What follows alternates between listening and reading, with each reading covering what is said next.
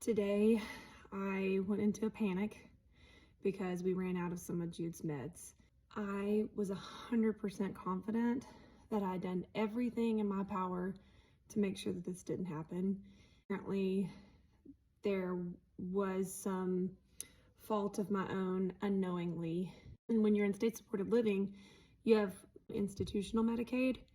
So that means everything has to go through the institution to get it to be covered. So when Jude discharged, he had to be switched from institutional Medicaid to traditional Medicaid. That was lagging in that transfer, and we were all trying to stay on top of it, his team, to make sure that this didn't happen. And I had emailed someone at HHSC. They switched it over, and I thought we were going to be good. And then we realized I didn't have the refills sent in soon enough to be able to get all the pre-authorizations, to order any meds that might not be in stock. And I just kind of fell apart.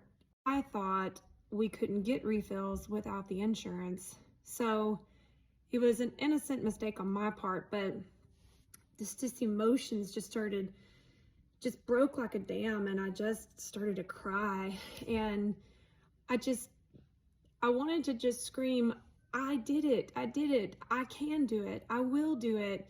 I did everything I was supposed to do, and it's not my fault. And I realized as I began to just unravel and have this fear deep down that the state is just waiting for me to fail.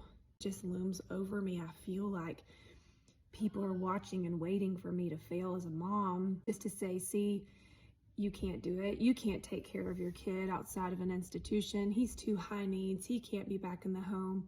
Nurse and I went back and forth, and she, by the way, is a really great nurse and very sympathetic to my emotions as a mother. She sent a text to me and she said, we're going to work together as a team.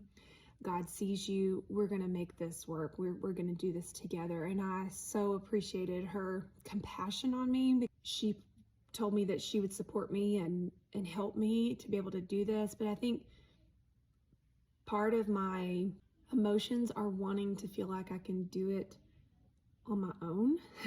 I don't know if that's pride or if that's just a mother's natural desire to want to be able to care for her child without assistance. Maybe it's a little bit of both.